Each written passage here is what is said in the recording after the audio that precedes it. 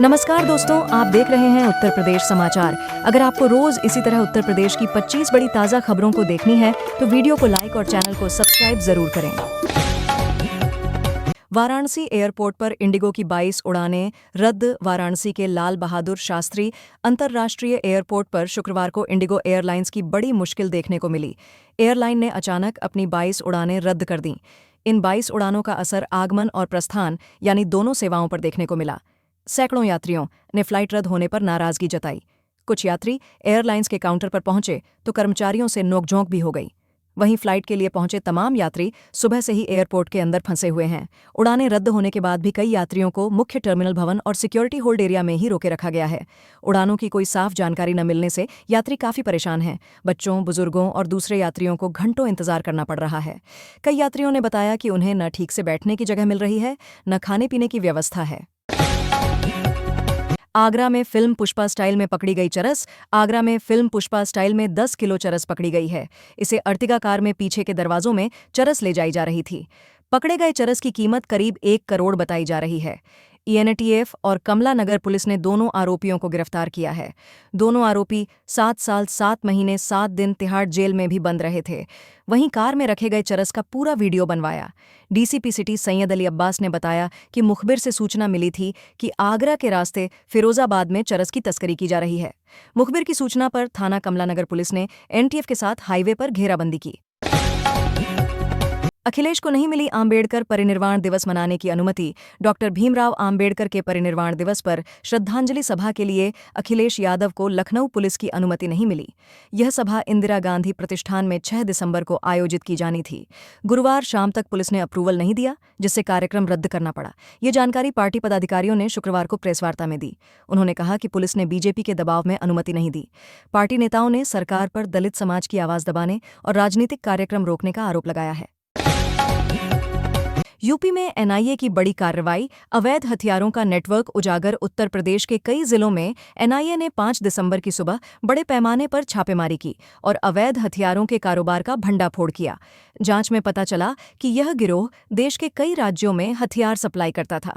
छापेमारी में बड़े पैमाने पर पिस्तौल, कारतूस, नकदी और नकली आईडी कार्ड बरामद हुए। एनआईए अधिकारियों ने बताया कि गिरोह सोशल नेटवर्किंग और फर्जी दस्तावेजों के जरिए लोगों को अपने साथ जोड़ता था। गिरफ्तार लोगों से पूछताछ जारी है और इनके अन्य साथियों की तलाश की जा रही है। सुरक्षा एजेंसियों ने कहा कि आगे भी ऐसी कार्रवाई जारी रहेगी। आजम के बेटे को फिर 7 साल की सजा। सपा नेता आजम खान के बेटे अब्दुल्ला को फिर 7 साल की सजा हुई है। रामपुर की एमपीएमएलए कोर्ट ने फर्जी पासपोर्ट मामले में शुक्रवार को अब्दुल्ला को दोषी करार दिया। 1 घंटे बाद उनको सजा सुनाई। 50,000 का जुर्माना भी लगाया है। रामपुर जेल में बंद अब्दुल्ला वीडियो कॉन्फ्रेंसिंग से कोर्ट में पेश हुए। जन्मतिथि में फर्जीवाड़ा करने के मामले में यह अब्दुल्ला की तीसरी सजा है।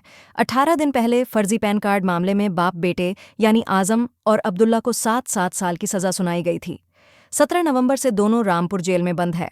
इससे पहले बर्थ सर्टिफिकेट मामले में 2 साल पहले यानी 2023 में आजम और उनकी पत्नी तंजीन और अब्दुल्ला को 7-7 साल की सजा हुई थी। आजम खान 23 सितंबर को ही 23 महीने बाद जेल से जमानत पर बाहर आए थे। 55 दिन बाद ही उन्हें वापस सजा हुई और वह जेल भेज दिए गए। एनआरआई महिला से $4,000 की लूट। आगरा में एक एनआरआई महिला और उनकी बेटी से बदमाशों ने $4,000 लूट लिए। बाइक सवार बदमाश महिला का पासपोर्ट, 2 आईफोन भी लूट ले गए। महिला अपनी बेटी के साथ कार से दिल्ली जा रही थी। रास्ते में बदमाशों ने कार ड्राइवर से टायर पंचर होने का झांसा दिया। ड्राइवर ने करीब 1 किलोमीटर आगे जाकर एक पंचर की दुकान पर गाड़ी रोकी। पीछे से आ रहे बदमाश कार के पास पहुंचे। अंदर बैठी महिला के पर्स पर झपट्टा मारा और उसे लेकर फरार हो गए। महिला अपनी बेटी के साथ जयपुर में रिश्तेदार की शादी में शामिल होने कैलिफोर्निया से आई थी। शादी के बाद 2 दिन पहले आगरा पहुंची। शुक्रवार तड़के 2 बजे दिल्ली से फ्लाइट लेकर उनको अमेरिका वापस लौटना था। माघ मेले में 20 फायर स्टेशन और 650 कर्मी तैनात। माघ मेला के दौरान आग सुरक्षा व्यवस्था को लेकर अग्निशमन विभाग ने व्यापक तैयारियां शुरू कर दी हैं। इस बार मेला क्षेत्र में 20 फायर स्टेशन, 7 चौकी और 20 टावर वॉच स्थापित किए जाएंगे। कुल 650 अग्निशमन कर्मी तैनात किए जाएंगे, जिनमें पहले ही 3 एफएसओ और 40 जवान अलग अलग जनपदों से मेला क्षेत्र पहुंच चुके हैं। मिनी फायर टेंडर खास तौर पर अरैल और जूसी क्षेत्रों में रहेंगे। इसके साथ ही मेला क्षेत्र में अवैध सिलेंडरों की पूरी तरह से रोक लगाई जाएगी, ताकि किसी भी संभावित आगजनी की भयावहता से बचा जा सके। वर्तमान में कोतवाली और महावीर फायर स्टेशन पूरी तरह तैयार हैं और पूरी व्यवस्था सुनिश्चित करेगी कि दमकल लोकल गाड़ियां सभी प्रमुख स्थानों पर त्वरित पहुंच बनाएं। बंगाल जा रहे हिंदूवादी नेताओं को लखनऊ पुलिस ने रोका। लखनऊ से मथुरा और मुर्शिदाबाद जा रहे विश्व हिंदू रक्षा परिषद के लोगों को पुलिस ने रोक लिया। परिषद के लोग बाबरी विध्वंस को लेकर शौर्य यात्रा निकाल रहे थे। परिषद के अध्यक्ष गोपाल राय ने कहा कि अयोध्या के बाद अब मथुरा की बारी है। शौर्य यात्रा के लिए 50 गाड़ियों का काफिला गोमती नगर में तैयार था। पूजा पाठ मंत्रोच्चार के बाद शंखनाद के साथ यात्रा जैसे ही चली, पुलिस ने रोक दिया। परिषद का कहना है कि हिंदू समाज अब अपने धार्मिक स्थलों के संरक्षण और सुरक्षा के लिए पहले से अधिक जागरूक और संगठित हो गया है। पश्चिम बंगाल के मुर्शिदाबाद विधायक हुमायूं कबीर ने कहा है कि बाबरी मस्जिद बनवाएंगे, वो जहां भी मस्जिद बनवाएंगे हम वहां राम मंदिर बनवा देंगे। बीएचयू के सेंट्रल लाइब्रेरी में लगी आग, छात्रों ने भागकर बचाई जान। बनारस हिंदू विश्वविद्यालय की सेंट्रल लाइब्रेरी में अचानक आग लगने से कैंपस में हड़कंप मच गया। आग लाइब्रेरी के दूसरे तल पर लगी, जहां उस समय 20 से अधिक छात्र पढ़ाई कर रहे थे। धुआं फैलते ही छात्रों ने तुरंत बाहर निकलकर खुद को सुरक्षित स्थानों पर पहुंचाया। घटना शुक्रवार सुबह करीब 8:30 बजे की बताई जा रही है। घटना के करीब 10 मिनट बाद फायर ब्रिगेड की एक गाड़ी मौके पर पहुंची। इसके बाद दूसरी गाड़ी बुलाई गई। फायर ब्रिगेड के अधिकारियों ने बताया, अभी लाइब्रेरी को खाली कर दिया गया है, किसी को भी अंदर जाने की अनुमति नहीं दी गई है। घटना में किसी के घायल होने की सूचना नहीं है। हालांकि 50 से अधिक कंप्यूटर जल गए हैं। वहीं 50 से 60 लाख रुपए में तैयार सर्वर रूम में भी काफी नुकसान की बात सामने आ रही है। विश्वविद्यालय प्रशासन ने पूरे मामले की जांच के आदेश दे दिए हैं। इलाहाबाद यूनिवर्सिटी में छात्रों का धरना खत्म। इलाहाबाद विश्वविद्यालय में छात्र संघ बहाली और अन्य छात्र हितों से जुड़े मुद्दों को लेकर शुक्रवार सुबह से छात्रों की महापंचायत चली। छात्र 5 घंटे से लगातार यूनिवर्सिटी के गेट पर धरने पर बैठे रहे। इसमें छात्र संगठन, विभिन्न छात्र नेता और पूर्व छात्र संघ पदाधिकारी अवनीश यादव भी पहुंचे थे। छात्र महापंचायत को देखते हुए भारी संख्या में पुलिस फोर्स तैनात थी। आंदोलन के प्रमुख आदर्श भदौरिया ने बताया कि प्रदेश भर में छात्र संघ चुनाव शुरू कराने की लड़ाई को गति देने के लिए यह महापंचायत एक महत्वपूर्ण कदम है।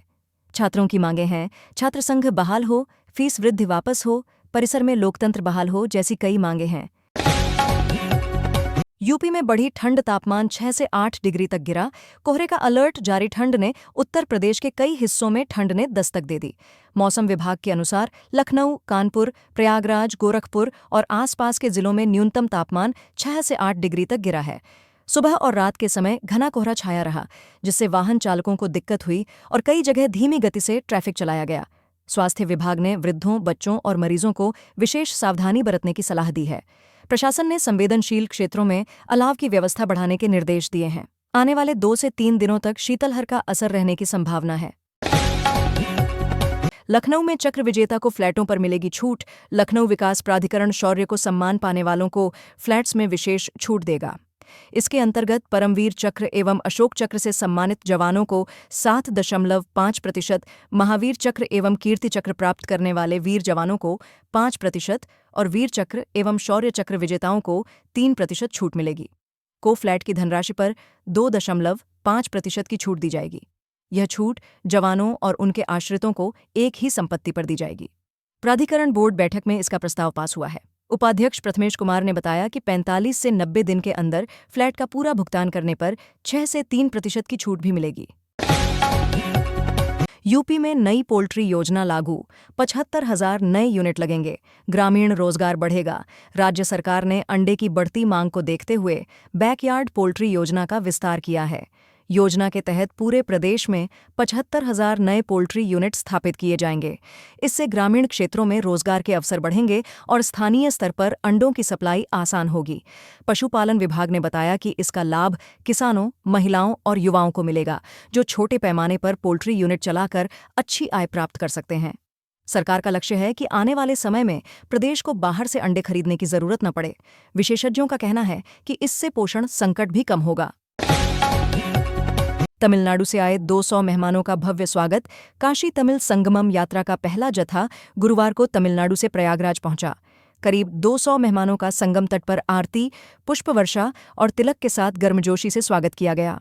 मेहमानों ने संगम की पवित्र धारा को अद्भुत और आध्यात्मिक अनुभव बताते हुए सरकार की इस पहल की सराहना की।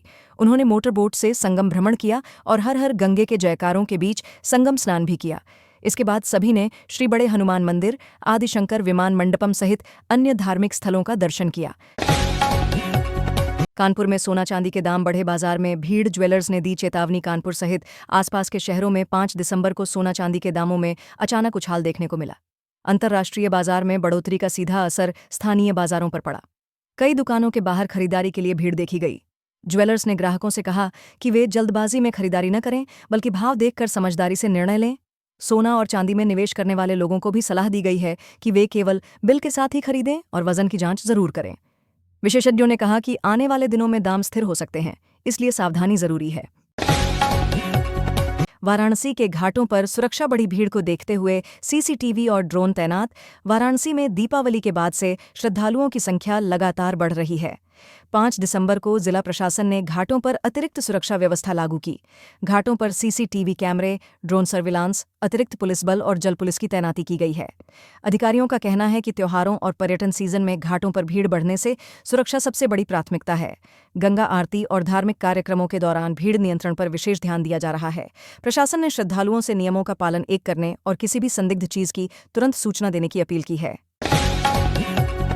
नोएडा में साइबर ठगी रैकेट पकड़ा गया, 18 आरोपी गिरफ्तार, 50 मोबाइल बरामद। नोएडा साइबर सेल ने एक बड़े ऑनलाइन ठगी गिरोह का खुलासा किया है।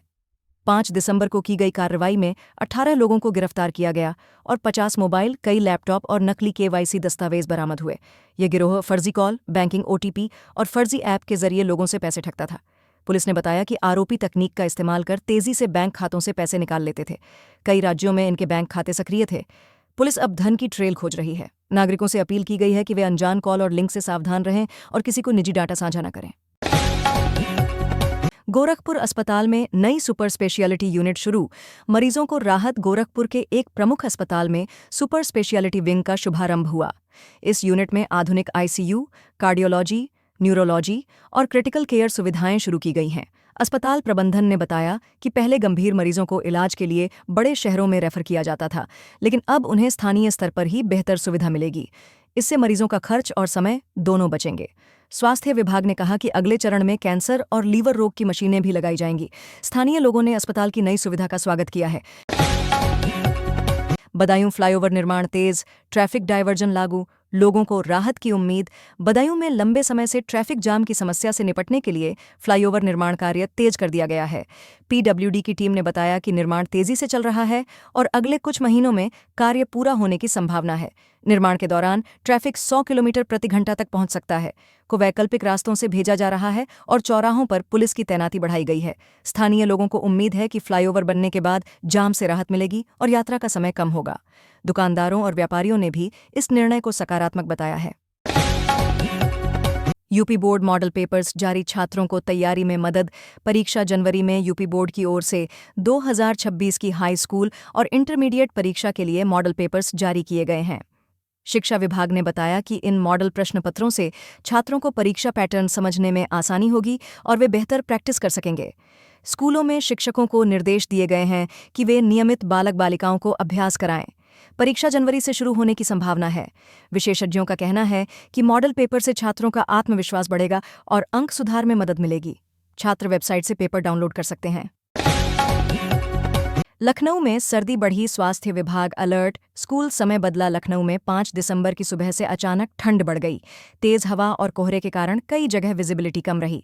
स्वास्थ्य विभाग ने बुजुर्गों, बच्चों और दिल तथा अस्थमा के मरीजों को विशेष सावधानी बरतने की सलाह दी है। सरकारी अस्पतालों में हीटर और गर्म पानी की व्यवस्था दुरुस्त की जा रही है। तापमान में गिरावट को देखते हुए जिला प्रशासन ने कई स्कूलों की टाइमिंग बदल दिए हैं। सुबह की शिफ्ट अब 9 बजे से शुरू की जाएगी ताकि बच्चों को ठंड से राहत मिले। मौसम विभाग ने अगले 3 दिनों तक और ठंड बढ़ने की संभावना जताई है। डांट से नाराज युवक कपड़े उतारकर टावर पर चढ़ा। बिधूना के बेला थाना क्षेत्र अंतर्गत नयापुरवा गांव में शुक्रवार को उस समय हड़कंप मच गया जब 20 वर्षीय एक युवक ने पारिवारिक विवाद से नाराज होकर एक बेहद खतरनाक कदम उठा लिया। विकासपुत्र चंद्रभान नामक यह युवक गांव के पास से गुजर रही हाईटेंशन पावर ट्रांसमिशन लाइन के विशालकाय टावर पर चढ़ गया, जिससे पूरे क्षेत्र में हड़कंप मच गया और घंटों तक तनाव की स्थिति बनी रही। घटना की जानकारी मिलते ही सनसनी फैल गई और सैकड़ों ग्रामीण टावर के नीचे इकट्ठा हो गए। प्रत्यक्षदर्शियों के अनुसार युवक सुबह के समय टावर पर चढ़ा और वह कई घंटों तक ऊंचाई पर धातु की बीम पर बैठा रहा। लोगों के लाख चिल्लाने पर भी वह नीचे उतरने को तैयार नहीं हुआ। उसकी इस हरकत से इलाके में बिजली कटौती और किसी भी अनहोनी की आशंका बनी हुई थी। प्रयागराज में सड़क चौड़ीकरण कार्य तेज, ट्रैफिक सुधार की उम्मीद। प्रयागराज में 5 दिसंबर को नगर निगम और पीडब्ल्यूडी ने संयुक्त रूप से कई महत्वपूर्ण सड़कों के चौड़ीकरण कार्य शुरू किए। लंबे समय से ट्रैफिक जाम की समस्या से जूझ रहे इलाकों में मशीनें लगाकर डिवाइडरों और अतिक्रमणों को हटाया जा रहा है। प्रशासन का कहना है कि काम पूरा होने के बाद शहर में ट्रैफिक व्यवस्था पहले से अधिक सुचारू होगी। स्थानीय लोगों ने भी इस फैसले का स्वागत किया है, क्योंकि रोजाना दफ्तर, बाजार और स्कूल आने जाने में दिक्कत होती थी। अधिकारियों ने 15 दिनों के भीतर काम पूरा करने का लक्ष्य तय किया है। नोएडा में 5 लाख की ऑनलाइन ठगी का केस, पुलिस ने जांच शुरू की। नोएडा के एक निजी कंपनी के कर्मचारी ने 5 दिसंबर को साइबर थाना में शिकायत दर्ज कराई कि उसके बैंक खाते से ऑनलाइन लेन देन के नाम पर 5 लाख रुपए उड़ा लिए गए। पीड़ित के फोन पर पहले फर्जी लिंक आया और फिर खाते से पैसे कट गए। पुलिस ने तुरंत मामला दर्ज कर साइबर सेल को जांच सौंपी। पुलिस ने लोगों को चेतावनी दी है कि किसी भी अनजान लिंक, ओटीपी या कॉल पर भरोसा न करें। जांच अधिकारी ने बताया कि कुछ संदिग्धों की पहचान की गई है और जल्द गिरफ्तारी की उम्मीद है। बैंक को भी अलर्ट किया गया है। वाराणसी में घाटों पर सुरक्षा व्यवस्था कड़ी, सीसीटीवी और ड्रोन निगरानी। वाराणसी के प्रमुख घाटों पर 5 दिसंबर से सुरक्षा व्यवस्था और सख्त कर दी गई है। बढ़ती भीड़ और त्योहारी सीजन को देखते हुए पुलिस ने घाटों पर अतिरिक्त जवान तैनात किए हैं। सीसीटीवी कैमरे और ड्रोन से लगातार निगरानी की जा रही है, ताकि किसी भी तरह की घटना को तुरंत रोका जा सके। प्रशासन ने स्थानीय नाविकों और दुकानदारों को भी गाइडलाइन समझाई है।